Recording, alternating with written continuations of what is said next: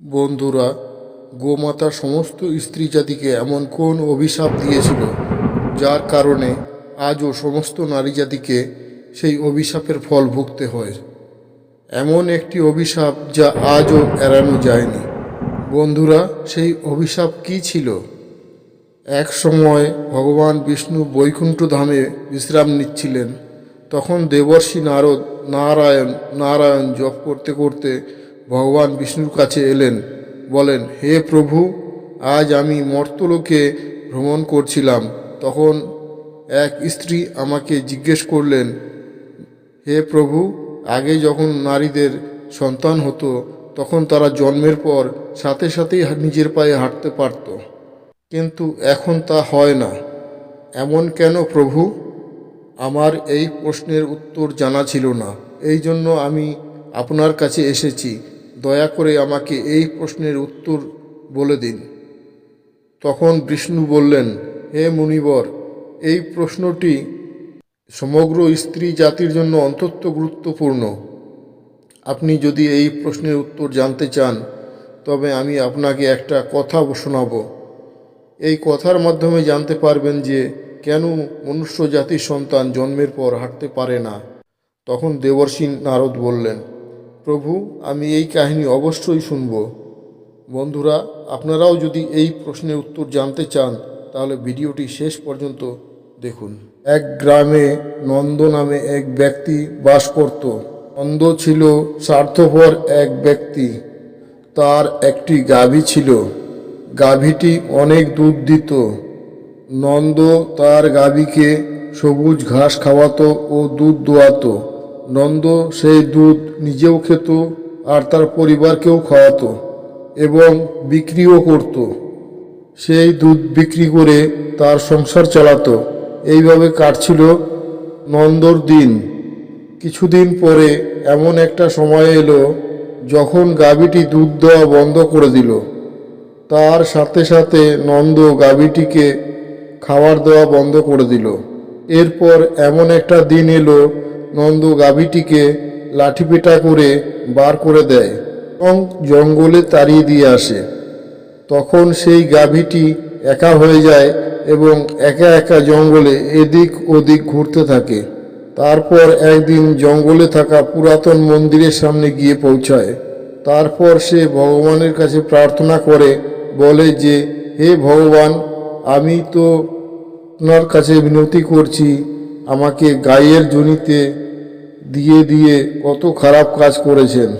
দেখুন যে 84 লক্ষ জনিতে সর্বশ্রেষ্ঠ হলো মানবের, সে কত পাপ আর দুষ্কর্ম করে। যতক্ষণ আমি দুধ দিতে থাকলাম ততক্ষণ ওই ব্যক্তি আমাকে ঘরে রাখলো, সবুজ ঘাস খাওয়ালো, আর যখনই আমি দুধ দেওয়া বন্ধ করে দিলাম তখন সে আমাকে সবুজ ঘাস দেওয়া বন্ধ করে দিল এবং আমাকে ঘর থেকে লাঠি পেটা করে বার করে দিল। এখন আমি জঙ্গলে এদিক ওদিক ঘুরে বেড়াই এবং ঘাস খেয়ে নিজের পেট ভরাই। এ ভগবান, আপনি যে সর্বশ্রেষ্ঠ জিনিস তৈরি করেছেন এটা তো অনেক স্বার্থপর ও লোভী। গাভীটি ঘুরতে ঘুরতে নন্দর বাড়ি চলে আসে। নন্দ তখন আবার লাঠি দিয়ে মারতে মারতে জঙ্গলে তাড়িয়ে দিয়ে আসে। ধীরে ধীরে সময় ব্যতীত হতে থাকে। ভগবান বিষ্ণু বললেন, হে দেবর্ষি, কিছু সময় পর গাভীটি আবার গর্ভবতী হয়। যখন গাভীটি 3-4 মাসের গর্ভবতী ছিল তখন ওই জঙ্গলে এক স্ত্রী গাভীটিকে দেখতে পেল। মনে মনে ভাবল, এই গাভীটি তো গর্ভবতী, এই গাইটিকে আমার বাড়িতে নিয়ে যাব, আর যখন সে বাচ্চা প্রসব করবে তখন সে আমাকে দুধ দেওয়া শুরু করবে। তখন আমি এর দুধ নিজেও খেতে পাবো, তার সাথে পরিবারকেও খাওয়াবো, আর এই দুধ বিক্রিও করতে পারবো। এই ভেবে মহিলাটি তার স্বামীকে ডাকতে যায়। তার স্বামীকে যখন ওই জঙ্গলে নিয়ে আসে ততক্ষণ গাভীটি সেখান থেকে চলে গিয়েছিল। ধীরে ধীরে আরও সময় কেটে যায়। বিষ্ণু বললেন, হে দেবর্ষি, যখন গাভীটি প্রসবের সময় ঘনিয়ে আসে তখন সে একান্তে একটি জঙ্গলের মধ্যে একটি বাছুর প্রসব করে। ভগবান বিষ্ণু বললেন, প্রসবের কিছু সময় পর ওই জঙ্গলে ঘাস কাটার জন্য সেই স্ত্রী এসেছিল।